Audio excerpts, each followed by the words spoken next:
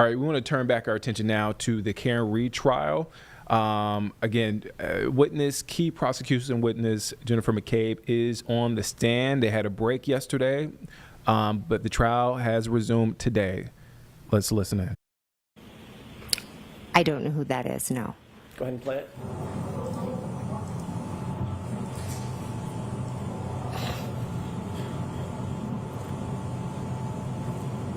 Pause it. Does it appear that you're engaged in conversation with that person while Ms. Roberts is attending to something in the truck and Ms. Reed is running back and forth? Yes, I was speaking to whoever that was. Do you believe that was a police officer? I believe, yes. Go ahead and play it.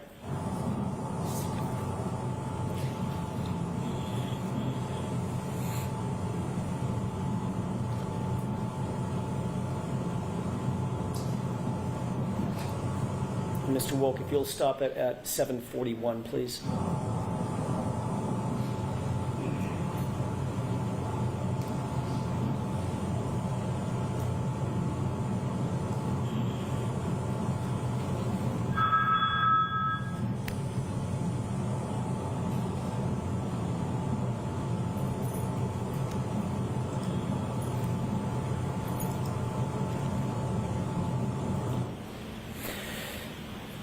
Could you see what was depicted in the video for about that minute and 10-second runtime? Yes. Did it appear that you were engaged in conversation with that other person? Yes. When that other person walked away, could you see his jacket? I couldn't make it out, no. Did it appear to be he was a police officer? I'm going to assume it was a police officer, yes. Okay. In that video, who looks most like she is taking charge, you or Carrie Roberts? Objection. Sustained. Does it appear in that video that you're the one controlling the narrative, at least with law enforcement at that point? Objection. Sustained. Does it appear in that video that you're the one engaging in conversation with law enforcement while Carrie Roberts and Ms. Reed are otherwise occupied? I am speaking with law enforcement, yes.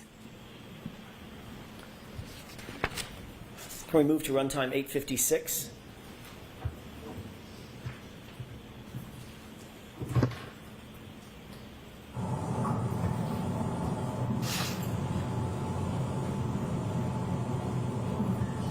Pause it.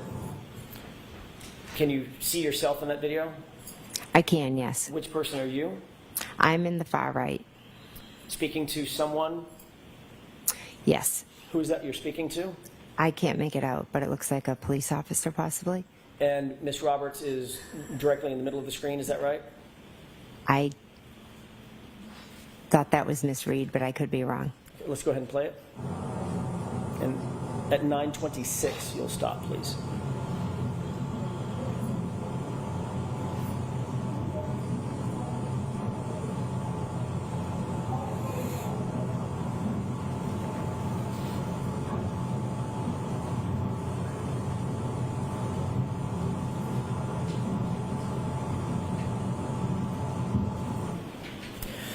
In that video clip, who among the three of you appear to be most engaged with law enforcement at that time? Objection. Can you tell? Can you answer that, Ms. Reed?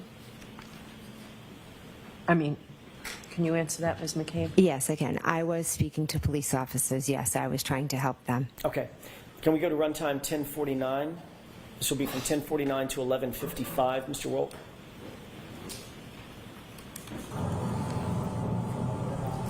Pause it. Who is it that's just gesticulating in the video? That is me. Can we go ahead and play it?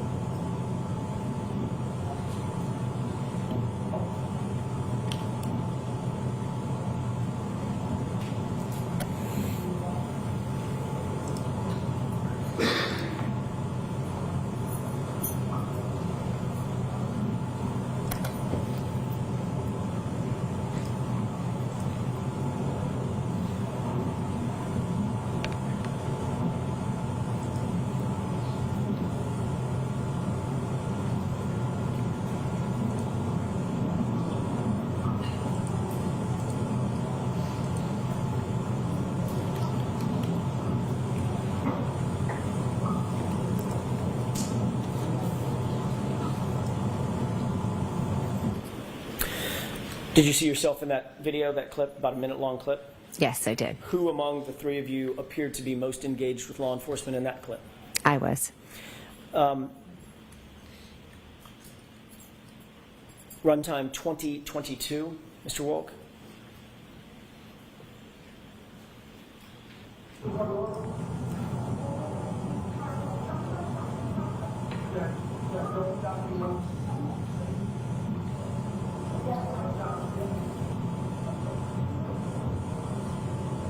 Stop it. Do you see yourself in that video? I do, yes. You just walked in from frame right? Yes. From frame right going left? Yes, behind Miss Roberts. Okay, Yes. and that's you right in the middle of the screen? Yes, it is. And Miss Roberts had already run through, went to her SUV, correct? Yes. Okay, go ahead and play. This is about a 2-minute clip for the court's edification. All right. And this is the last of them.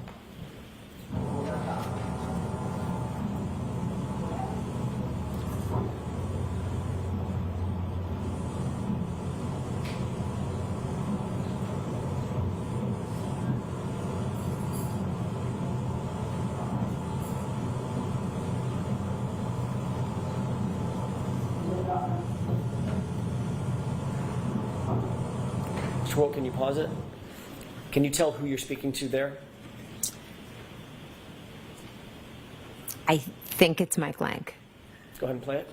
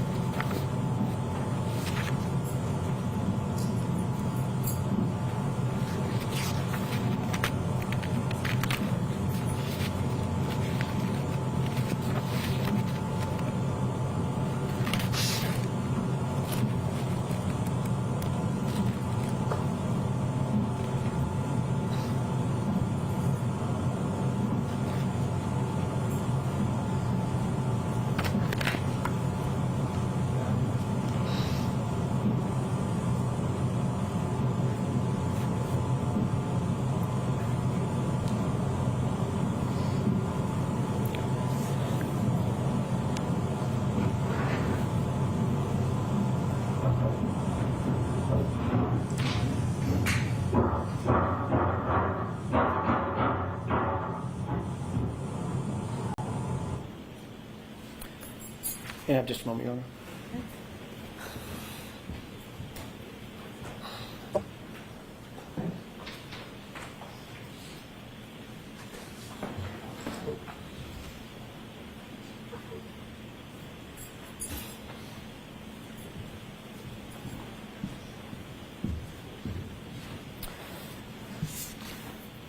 Ms. McCabe, who was most engaged in that clip with law enforcement? Between and was. among you and Carrie Roberts and Ms. Reed? I was. You noticed when Mr. O'Keefe was placed on the gurney in a prior clip and moved past you, correct? Yes. Did you notice what your reaction was when that gurney passed you? I didn't know. Did you see that you turned your back completely to Mr. O'Keefe as he passed by? If that happened, it wasn't on purpose.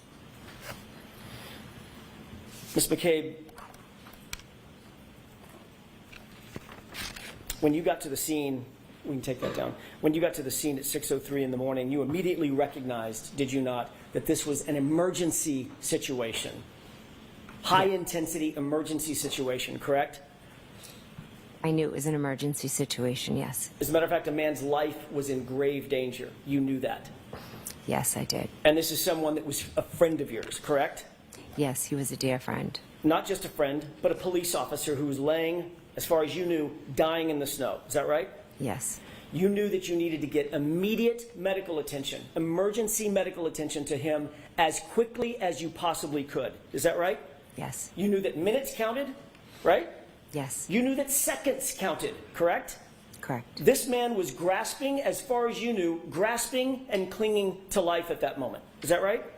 Yes.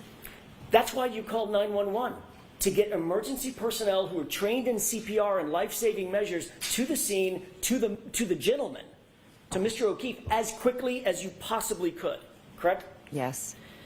You called 911 at about 6:03 and 35 seconds. Is that right? I don't expect you to know down to the second, but it was about a couple of minutes after 6. Right after, yeah, we found him, yes. And you're aware from the dash cam that Officer Seraph got there about 6:10, almost on the nose, right? I didn't pay attention to the time. You'll agree with me that there was about 6.5 minutes or so between the time you called 911 and the time Officer Seraph got there. Is that right? If that's what the dash cam says, yes. On that 911 call, you referred to John O'Keefe as a man passed out in the snow. Yes. You didn't say, "This is my friend." I needed to get, like you said, emergency there. So Did I you wasn't say, going "This to is give my a friend"? I wasn't going to give a description and say my friend is in the snow. I was going to give them the information that I thought was the most important at the time. Did And you say his name? I just said a man because that was the most identifying. You didn't say John. Eventually in the 911, I do say his name. You didn't initially say O'Keefe, correct? No, none of that matters. It was a man in the snow, and I you wanted didn't help say, there. And you didn't say he's a Boston police officer or an off-duty police officer. Again, a man needed help. Yes or no? Did you No, say that? I didn't. Do you think that might, yes or no, do you think that might have sped things up if they knew, if the 911 operator knew that this was a fallen officer, a fellow officer? I think 911 comes to everyone equally. I don't think they would have. Do you think that might have been something important to relay to the 911 officials? I don't know. You were even asked by the 911 operator, does anybody know CPR? And your answer was no, correct? I'd have to listen to it to remember my exact answers. But it was basically in the negative. No, we're not professionals. We're just out here doing the best we can, correct? I wouldn't say that, no. You didn't believe Karen Reed knew CPR? I didn't know. I don't think I answered that question. I don't think it was didn't- asked. You didn't know if Carrie Roberts knew CPR, correct? I didn't know if they knew CPR, correct? And none of you were paramedics? No, None of you were first responders? no, None of you were trained in emergency life-saving techniques in any way, correct? correct. I have a question, Ms. McCabe. On all of Fairview, the entire road between Chapman and Cedar Crest, can you think of any person on that road who might have had life-saving techniques trained into them? First responder, someone who knew how to deal with someone in distress, someone with high skill level training. Do you think of anyone on Fairview who had that kind of training? Can I now or did I then? Which are you asking? Did you then? No, then my focus was on John O'Keefe. Okay, let me narrow the focus. How about on the property? How about at 34 Fairview? Could you think of anyone that was a first responder who would have life-saving training, life-saving technique training under his belt? Yes, my brother-in-law, Brian Albert. And you didn't go in the house, did you? No, I did not. When you arrived at the scene, you didn't go in? Not until much later, correct? Our focus was John. You knew that Brian Albert was inside the house. You'd just been with him hours earlier, correct? Yes, You knew that his window was 30 feet away. You were staring at it. You could look at it if you wanted to, correct? it's off to an angle. And you didn't go in the house then either. I did not know. You knew that John O'Keefe was clinging to life during those precious minutes and seconds. Is that right? I did, yes. And you also knew that Brian Albert, your brother-in-law, was a first responder trained to deal with people in that kind of distress, correct? In that moment, my only thoughts were John and everything we could do for John. And you knew that there were warm blankets inside the house. Is that right? I did, yes. There were warm blankets in the house. And you Those still weren't- never went in, did you? No, I went and attended to John because once I finished calling 911, I went over to John and Kerry Roberts asked me to take over compressions. So I felt like that was more important and 911 was on the way. I never thought about going in the house. I just thought, how can I help John? You never thought about going in the house, but you did pull out your cell phone and make 2 phone calls, didn't you? After I called 911, I tried calling my sister, yes. While John was out in the cold, clinging to life, you weren't doing chest compressions at 6:07 and 6:08, were you? I was walking over when I was calling. You were calling your sister on the phone, weren't you, Mr. McCabe? I was calling them to see if they would come out, but I was going right over to work on him. And you could have walked the 25 feet to the front door, walked in the house, and screamed for Brian Albert to come out and help you in those precious seconds and minutes, couldn't you? That would have taken me away from helping John, getting Kerry blankets, giving him compressions. And making those 2 very important phone calls at 6:07 and 6:08 that you say were not answered, correct? They were not important phone calls. I tried to call my sister, and then I focused on John. They were not important phone calls, but they were important enough for you to make while John is clinging to life right there in front of you, right? As I was walking over, I called to see if she would. You're watching Live Impact News on WCNC Plus. I'm Nick Serderant. Right now, you're watching a key witness for the prosecution in the Karen retrial. That is Jennifer McCabe there on the stand. There was a day off yesterday, but they're back, obviously, today. Testimony continues. We'll get back to this trial. We've been sticking on this trial for weeks at this point, so we'll get back to this trial.